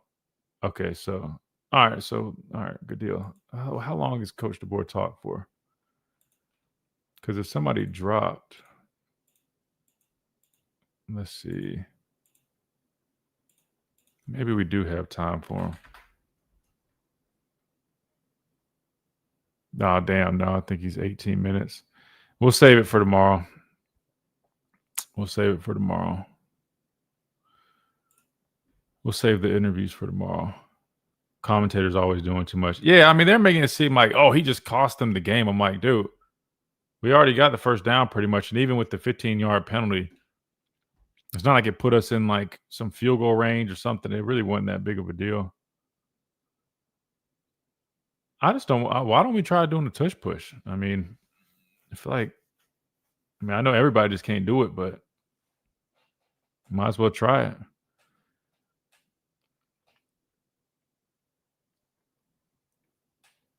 Let's see. Yeah, his crown did hit Jeremy's helmet. Yeah, I mean, it's weird though, but the one in Penn State, that wasn't targeted, right? And I thought that dude about took his head off his neck.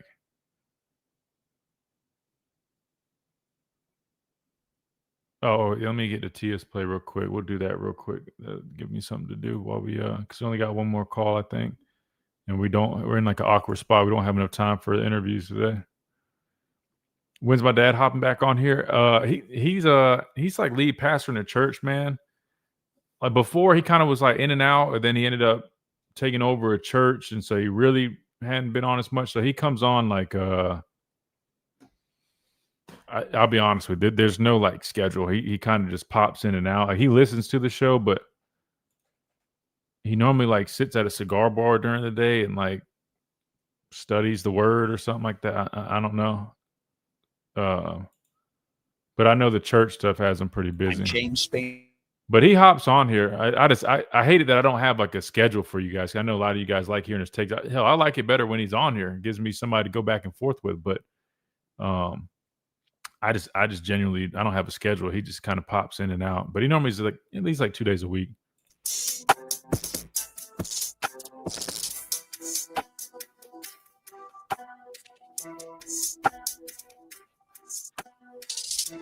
And welcome back into this Monday edition of the Miller's Edge, Tide 100.9, 1230 WTBC. All right, so we do have one call to get to, but Tia tagged us in this play real quick.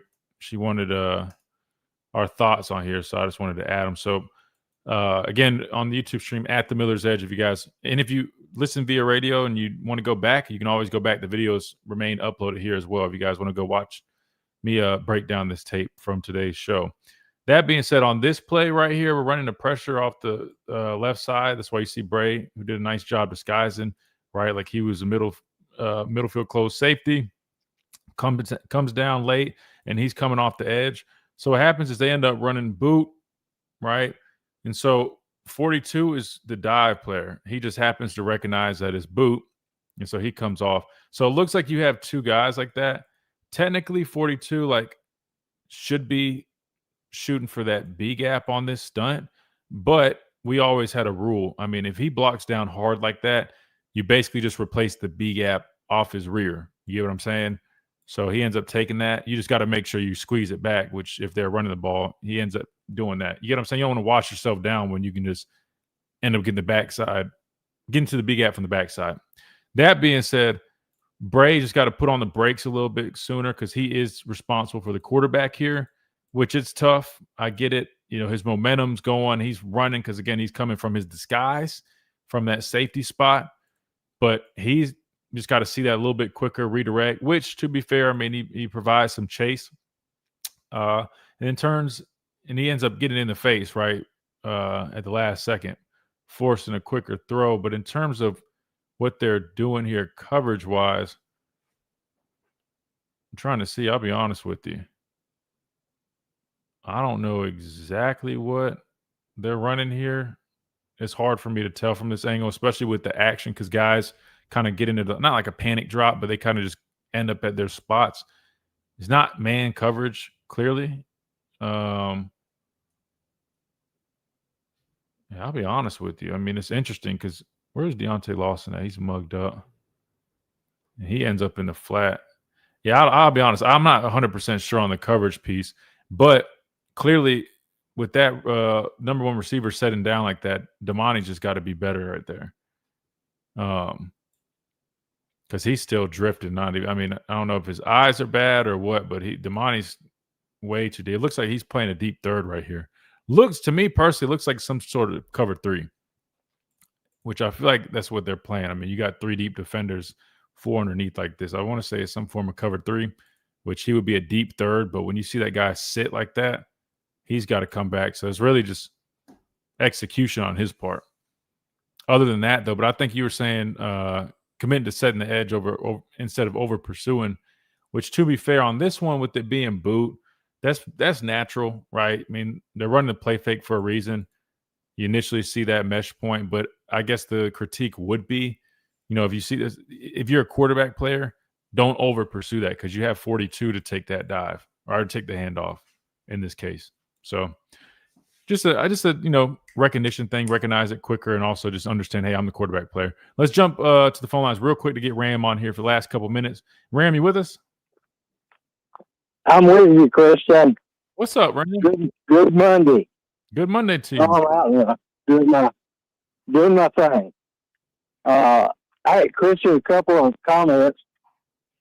I didn't realize Ty had such a strong arm. It looked like it was like a rifle compared even to the game that was played with Wisconsin. He looked like he had picked it up a notch. He drilled it in there. Oh yeah. No, he was letting it fly, man. And I mean, it's super impressive across the board with everything he did. And the other thing, Christian, I'll get your opinion on this. Mm-hmm. I'm all for the refs letting them play, but I thought there were a couple of times where they were crawling all over our receivers out there, and we didn't get a flag.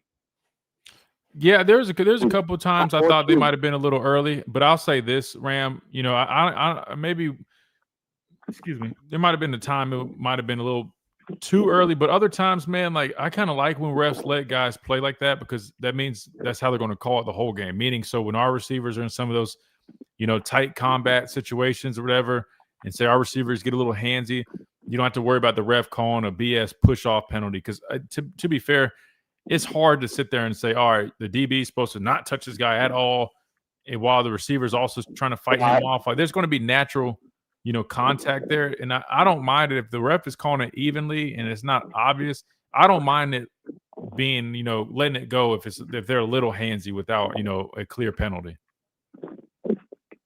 Well, that's the way I am, Christian, really. Of course, being biased, I went to get a flag a time or two. But the other thing, I thought Georgia was going to run out the end of the stadium. Yeah. Thank goodness our defensive backs and safeties are passing that they ran him down. But what happened on that? What did we give up? Unfortunately, Rand, we don't have much time, and I'll be honest with you. I broke down those Okay. explosive run plays earlier, so if you want to go back on the YouTube video, I break it down. You can actually watch the plays. There's 2 explosive runs. I would love to break it down again for you, but I just want to make sure we're on schedule. But basically, just to sum it up, Sure. schematics wise, I think we were putting ourselves out of position, and that's what led to 2 of those big explosive runs. So that can be cleaned up. But overall, I thought the physicality by our guys on defense was definitely consistent to what we've seen the last couple of weeks, which was a plus. We just got to clean up some things with our fits, and I think we can improve. But Ram, I appreciate it, man. I hate to rush you off, but just got to make sure we're out of time. That's all right. That's all right. Yes, We sir. spin over to the doghouse. Yes, sir. Thank you, Ram. You take care, buddy. Good deal. That'll do it for us on this Monday edition. Appreciate everybody. Reed, Chase Behind the Glass, all our listeners, everybody, Tide 100.9, YouTube, Facebook, all that good stuff. Looking forward to doing it tomorrow and talking a little Vanderbilt right here on the Miller's Edge, Tide 100.9, 1230, WTBC.